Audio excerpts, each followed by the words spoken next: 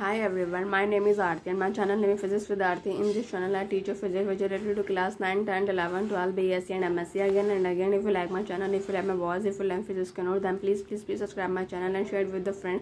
क्योंकि यदि मैं चैनल सब्सक्राइब करेंगे तो मुझे मोटिवेशन मिलेगा फिजिक्स से वीडियो चैनल अपलोड करती रहूँगी because notes are most important. आप किसी भी चीज़ को कितना भी समझ लीजिए, लास्ट पेपर में आपको नोट्स टेक्न होता है जिसके बेस पर आपकी एग्जाम में डिवीजन बनती है. So for examination purpose notes are most important and also share with the friend ताकि उनको भी आपकी तरह नोट्स प्रोवाइड हो सके. आगे जिससे पहले से मेरे चैनल फिजिक्स वीडियो देखिए उसे पता है कि मेरी क्लास 11 का चैप्टर 5 लॉज ऑफ मोशन चल रहा है, जिसमें से मैंने आपसे कहा था कि मैं नेक्स्ट वीडियो में टॉपिक शुरू करूंगी. So without any wasting of time let's begin start. Types of kinetic friction. What are the type of the kinetic friction? What is the kinetic friction? इस सेट वीडियो चैनल अपलोड कर चुकी, इसे नहीं जाकर देखिए, जाकर देख सकते हैं. It is of two type. ये दो टाइप का होता है. पहला टाइप होता है sliding friction. The force of friction, एक फोर्स ऑफ फ्रिक्शन का that come into play when a body slide over the surface of another body is called sliding friction. जब एक बॉडी स्लाइड करती है दूसरी body के surface पर तब उस फ्रिक्शन को जो लगता है उसे हम स्लाइडिंग फ्रिक्शन कहते हैं. When a wooden block is pulled और push down over a horizontal surface, जब हम वुडन ब्लॉक को पुल करते हैं या पुश करते हैं हॉरिजॉन्टल सरफेस पर तब स्लाइडिंग तो जो फ्रिक्शन डेवलप होता है तब उसे हम कहते हैं स्लाइडिंग फ्रिक्शन. ठीक. सेकेंड होता है हमारा rolling friction. What is the rolling friction? The force of friction that come into play when a body roll over the surface of the another body. जब एक बॉडी दूसरी body के surface पर role करती है तब जो हमारा फ्रिक्शन डेवलप होता है उसे हम रोलिंग फ्रिक्शन कहते हैं. When a wheel roll over a road, जब एक व्हील रोल करती है रोड पर तो जो rolling friction come into the play तब रोलिंग फ्रिक्शन आता है.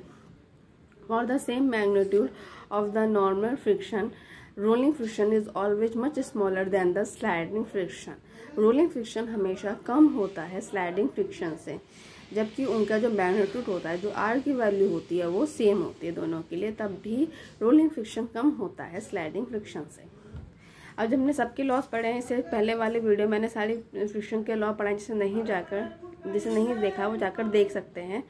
अब हम इसमें पढ़ते हैं कि लॉज ऑफ रोलिंग फ्रिक्शन क्या होता है. एक्सपेरिमेंट में शो किया गया है rolling friction is directly proportional. Rolling friction directly proportional होता है to the normal reaction R K. Normal reaction R K F R proportional to R. Second, rolling friction is inversely proportional to the radius of the rolling cylinder और wheel. जबकि rolling friction inversely proportional to होता है उस body की radius के जो role कर रही होती है. यदि मैं दोनों को एक साथ लिखूं तो F R proportional to R upon R हो जाएगा. ठीक है. और प्रोपोर्शनलिटी का साइन हटाऊं तो म्यू आर हो जाएगा. Here mu r is the coefficient of the rolling friction. mu r coefficient है rolling friction का. Unlike mu s और mu k. अब what is the mu s, what is the mu k, इस set video channel upload कर चुकी हूँ, जो नहीं जाकर देखिए वो देख सकते हैं. Unlike mu s और mu k which is a pure ratio and has the no dimension. mu s और mu k की एक प्योर रेशियो होता है, उसकी कोई डायमेंशन नहीं होती, जबकि mu r की डायमेंशन होती है लेंथ और इसकी ऐसा यूनिट होती है मीटर. ये नोट करने वाली बात है कि mu s और mu k की तो कोई डायमेंशन नहीं होती, जबकि म्यू आर की डायमेंशन होती है लेंथ और इसकी ऐसा यूनिट होती है metre. The above equation is applicable only when there is rolling friction without slipping. ये अबव इक्वेशन तभी एप्लीकेबल होगी जब रोल होगा विदाउट स्लीपिंग का, बिना स्लीपिंग किए हुए. ठीक. तो ये टॉपिक मेरा यहीं कंप्लीट हुआ. अब हम स्टार्ट करते हैं अपना next topic, circular motion. What is the circular motion? We have seen in chapter 4. जब मेरा chapter 5 चला तो नीचे सी बात है कि मैं आपको chapter 4 पढ़ा चुकी हूँ, तो जिसे नहीं जाकर देखो chapter 4 जाकर देख सकते हैं. We have seen in chapter 4 that acceleration of a body moving in a circle of radius r with uniform v is v square upon r. मैं इससे पहले जो चैप्टर 4 है उसमें मैं आपको निकाल के दिखा चुकी हूँ कि एक्सीलरेशन ए की value v square upon r कैसे होती है. ठीक है. जो कि डायरेक्टेड टुवर्ड द सेंटर, और वही इसमें लिखा हुआ है. According to the second law the force providing this acceleration is. यदि मैं फोर्स का फॉर्मूला लूँ तो F C is equals to M V square upon R होता है. ठीक. द फोर्स को हमने इस बार एफ सी से लिया है, जो कि providing this acceleration is F C is equals to M V square upon R. ठीक. ये हमारा सेंट्रीपिटल फोर्स मैंने आपको पढ़ाया था, हाँ, कि mv² अपॉन r। ये चैप्टर 4 में मैंने पढ़ा चुकी हूँ, जिसे नहीं जाकर देख सकता है। Where m is the mass of the body, m mass है बॉडी का, ठीक। This force directly forward the centre is called a centripetal force, जो कि मैंने आपको बताया कि जो ये FC है, C का यहाँ पे मतलब सेंट्रीपिटल से है। तो FC की वैल्यू भी मैं निकाल के दिखा चुकी हूँ, नहीं जाकर देख सकते। जो ये जो फोर्स है वो डायरेक्टली फॉरवर्ड है या तरफ है, the centre is called centripetal force कहते हैं। फॉर ए स्टोन, एक यदि कोई स्टोन रोटेट करता है ये सर्कल में बाय स्ट्रिंग, एक स्ट्रिंग के द्वारा, तो centripetal force by the tension the string, तो सेंट्रीपिटल फोर्स जो होगा वो प्रोवाइड करेगा टेंशन इन द स्ट्रिंग में। The centripetal force for motion of a planet around the sun is the gravitational force, ठीक। कहने का मतलब ये है, जो सेंट्रीपिटल फोर्स होता है मोशन ऑफ द प्लेन के लिए, जो सन के चारों तरफ होता है, वो क्या होता है हमारा gravitation force on the planet, जो कि 4 प्लेनेट में लगता है ड्यू टू द सन की वजह से। ये देखो, ये कोई बॉडी है, मान लीजिए कोई कार है, ठीक है, उसका सेंटर है, ये बॉडी मूव कर रही है, तो इस ऐसा मोड़ आता है ना, जब हम कार को मोड़ना होता है, मतलब जब हमें किसी सड़क पर मुड़ना होता है, ठीक है, तो हम ऐसे सर्कल बनाते हैं।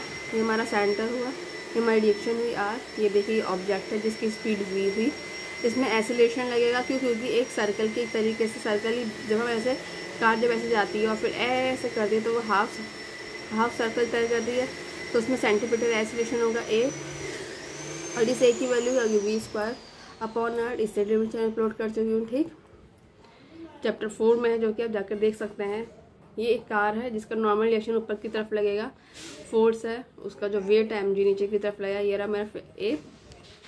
फिर उसके बाद इसमें मैंने वो कोई सी एंगल पे मुड़ रही है, ठीक है, थीटा एंगल पे मुड़ रही है।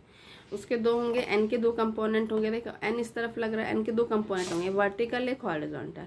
A के जो वर्टिकल है, ठीक, मैंने हमेशा कहा था एक जो वर्टिकल है, ये रहा हमारा mg, ठीक। ये मेरा है यहाँ पे mg, जो कि इसका वेट नीचे की तरफ लग रहा है। n के 2 कंपोनेंट है, n cos थीटा ऊपर लग रहा है, n नॉर्मल रिएक्शन है, और n sin n cos theta ऊपर लग रहा है, ठीक। f के जो वो इस डायरेक्शन में मुड़ रही है, तो f के भी 2 कंपोनेंट होंगे, जिसमें f sin थीटा नीचे की तरफ लग रहा है। हमने वही कंपोनेंट लिए हैं जो इस लाइन में जाते हैं, ठीक है। n के भी 2 कंपोनेंट होंगे, n cos theta n sin theta, पर हमने सिर्फ और सिर्फ cos थीटा दिखा रखा है इसमें, जो इस लाइन में लग रहा है। f के भी 2 होंगे, एक mg sin थीटा, एक f sin थीटा, एक cos थीटा, जिसमें से कि मैंने f sin थीटा दिखा रखा है, ठीक। सेंटीपिटल एक्सीलरेशन होगा, एक की वैल्यू mv² अपॉन r होगी। अब उसके बाद बी फिगर में देखिए, इसमें भी क्या कर रखा है, वेट है नीचे की तरफ लग रहा है। अब देखो इसमें मैंने दोनों दिखा रखे हैं, f है, f के 2 कंपोनेंट होंगे, एक हॉरिजॉन्टल वर्टिकल। हॉरिजॉन्टल लग रहा है मेरा f cos थीटा, वर्टिकल लग रहा है मेरा f sin थीटा, ठीक। n के भी 2 कंपोनेंट होंगे, एक लगेगा n sin थीटा, एक लगेगा n cos थीटा, जो कि मैंने इसमें दिखा रखे थे। इसमें एक ही दिखा रखे थे, इसमें दोनों दिखा रखे हैं, ठीक। और देखिए क्या लिख रखा है, figure and circular motion of a car, जो कि ये मेरी पूरी फिगर है, ठीक।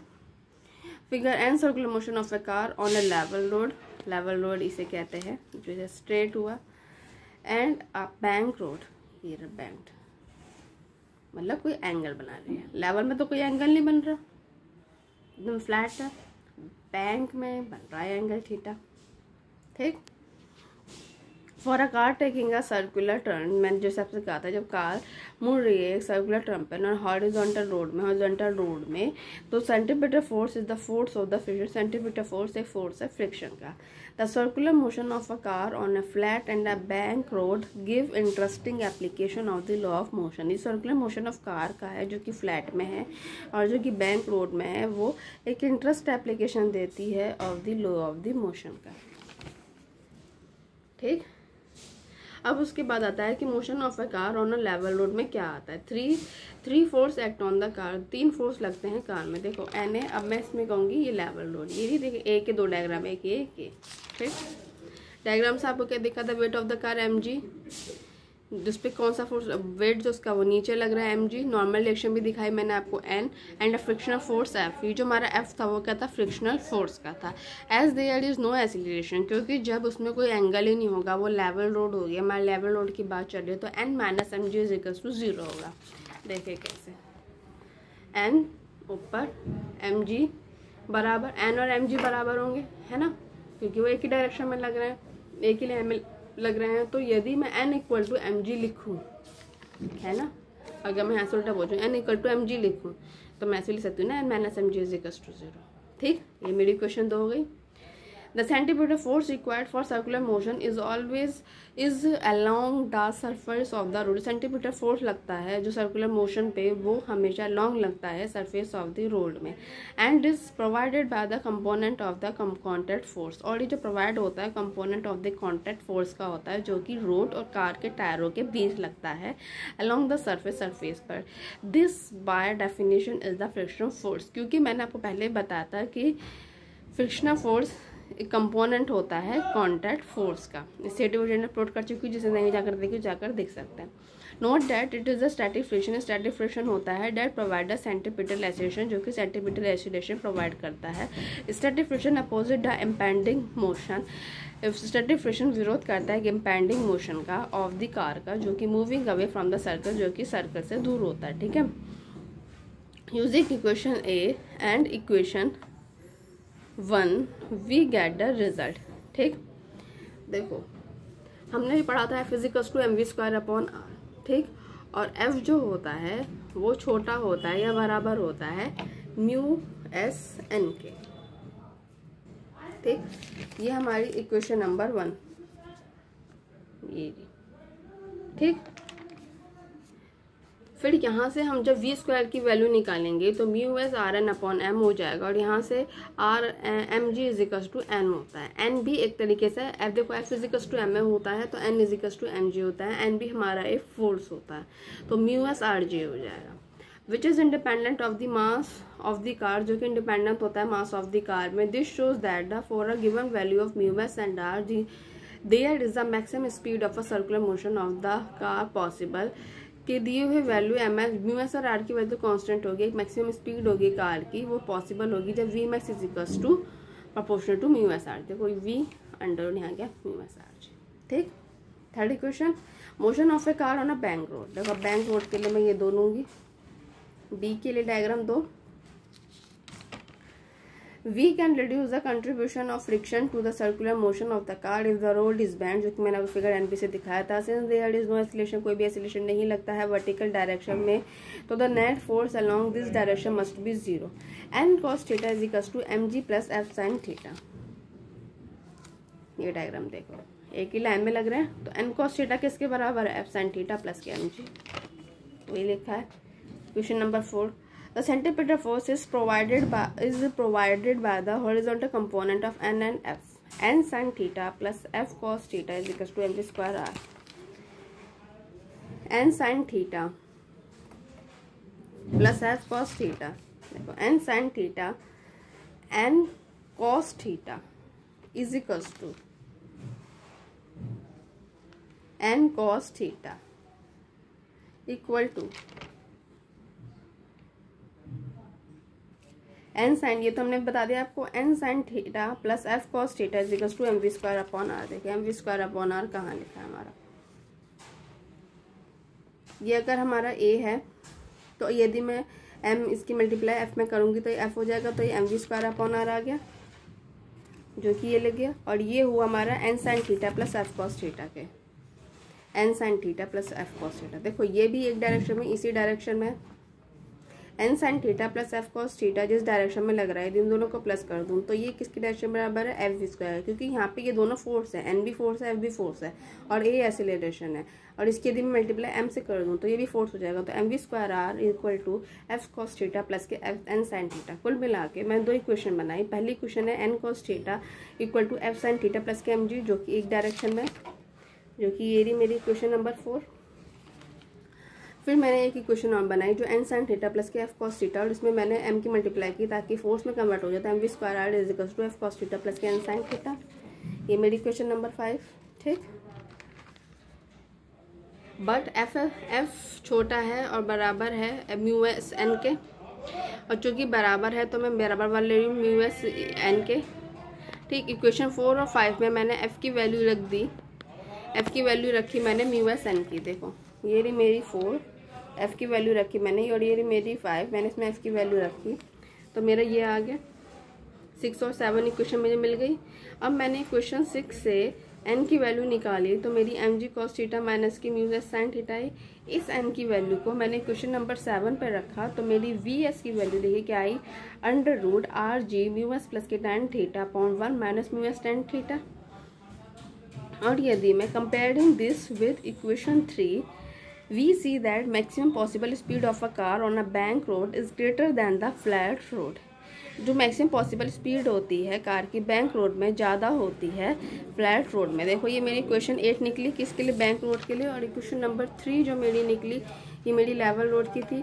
तो 3 ज़्यादा है, 8 ज़्यादा है, 8 ज़्यादा है, वो इसमें मैंने लिखा। ठीक, और यदि मेरी म्यू एस की वैल्यू 0 हो जाए, दैट इज़ क्योंकि फोर्स ऑफ स्टैटिक फ्रिक्शन 0 है, that is body move without friction. यदि मैंने म्यू एस 0 माना है, ठीक है, तो मैं अगर भी क्वेश्चन 8 में म्यू एस की वैल्यू 0 रख दूं, तो मेरी वी एस की वैल्यू आ जाएगी under root R G tan theta, जो कि मोस्ट इंपॉर्टेंट है, पूछा जाता है आपसे। ये क्वेश्चन नंबर 9 हो गई। At this speed friction force is not needed at all to provide the necessary centimetre force.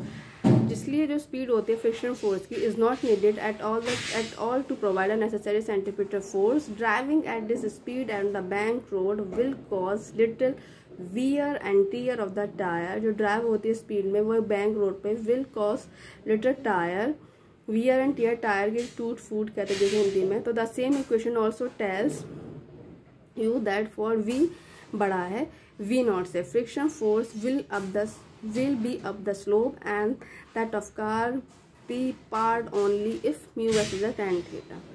Car parked होगी कब, जब म्यू एस की वैल्यू ज़्यादा होगी tan थीटा से। सो ये टॉपिक हमारा यहीं कंप्लीट होता है। अगेन एंड अगेन मैं जितना आप तक पढ़ा दिया उसे कोड पूछना हो तो आप कमेंट बॉक्स में कमेंट कर सकते हैं। मेरी 100% कोशिश रहेगी कि आपकी प्रॉब्लम का सोल्यूशन कर सकूँ जो फिजिक्स से रिलेटेड है। नेक्स्ट वीडियो में करेंगे solving problem in mechanics again and again. If you like my channel, if you like watching physics can note, then please subscribe my channel and share with your friend। और next video मिलते हैं solving problem in mechanics.